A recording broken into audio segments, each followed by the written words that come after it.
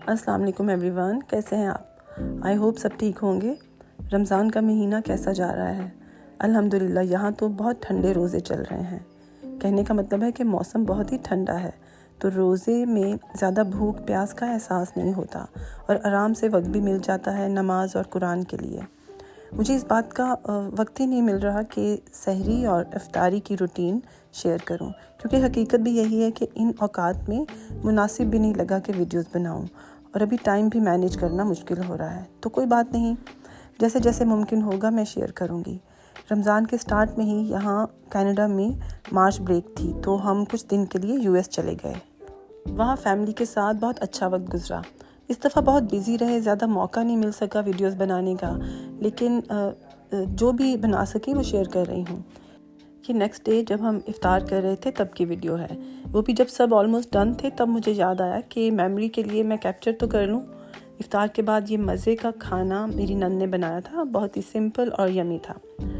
अच्छा, ये small clips हैं जो कि यूएस में हम 4 दिन रहे और ज़्यादातर हम घर में ही रहे इस दफ़ा। और क्योंकि रमज़ान भी था तो ज़्यादा बाहर निकलने का दिल भी नहीं किया। बस 1-2 क्लोज रिलेटिव्स की तरफ इफ़्तार के लिए गए थे, लेकिन उस टाइम भी वीडियोस बनाना मुनासिब नहीं लगा, तो ज़्यादा नहीं बना सकी। इसमें कोई शक नहीं कि ये महीना बड़ा रहमतों और बरकतों वाला है। किसी भी गर्ज हुई काम में वक्त ज़ाया करना अच्छा नहीं लगता, लेकिन इंसान को जिस काम का शौक़ हो, जो काम पसंद हो या जो आपकी हॉबी है, इसके लिए थोड़ा वक्त निकाल लेने में कोई हर्ज नहीं है। अब ये उससे भी नेक्स्ट डे की वीडियो है। सहरी तक हम जागते रहते हैं और रोज़ा रख कर और कुरान नमाज़ पढ़ कर सो जाते हैं। इस दिन नन के प्यारे से ग्रैंडसन की बर्थडे थी, तो हम सब ने सोचा कि घर में ही सबके साथ सेलिब्रेट करते हैं, तो सब ने बड़ा ही इन्जॉय किया। यूएस में वैसे भी जिस किसी की भी बर्थडे होती है वो हमसे मिस ही हो जाती है, क्योंकि इतनी दूर से ख़ास तौर पर बर्थडे पर जाना इजी नहीं होता। लेकिन अब की बार बाय चांस ये बर्थडे थी तो हमने बड़ा इन्जॉय किया।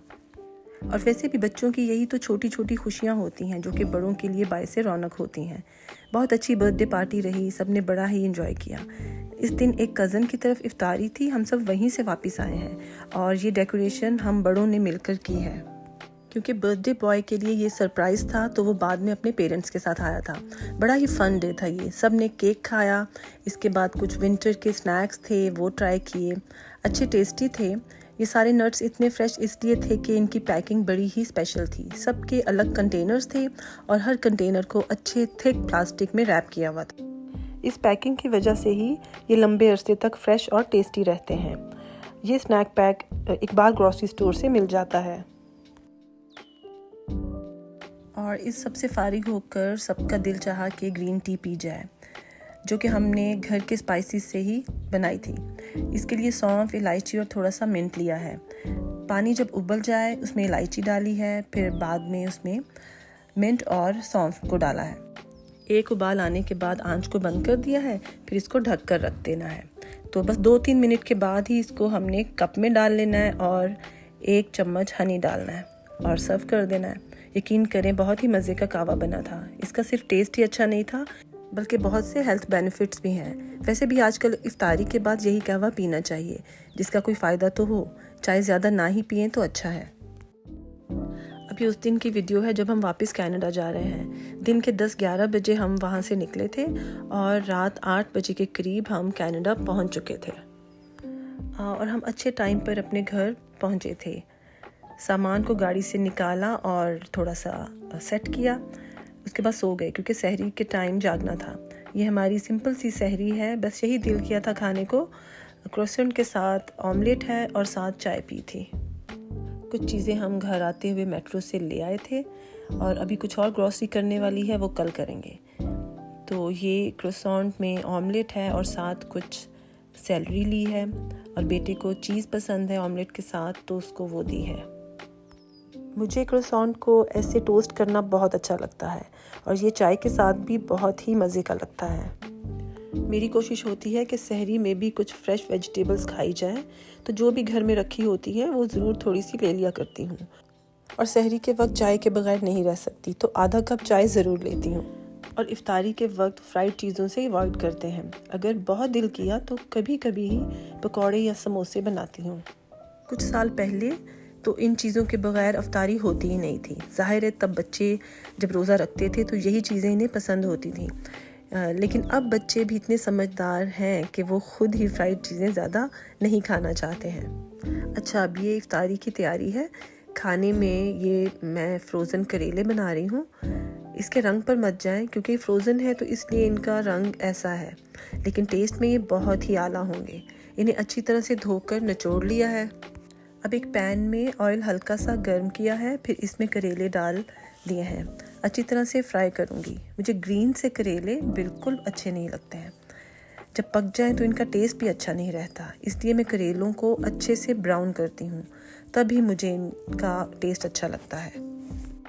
इसमें काफ़ी वक्त लगता है, यूँ ही जल्दी में करेले नहीं बनते हैं, बस इनको हर तरफ से ब्राउन करना ज़रूरी है। इसी टाइम थोड़ी सी मेहनत लगती है, इसके बाद तो फिर ये जल्दी से बन जाते हैं।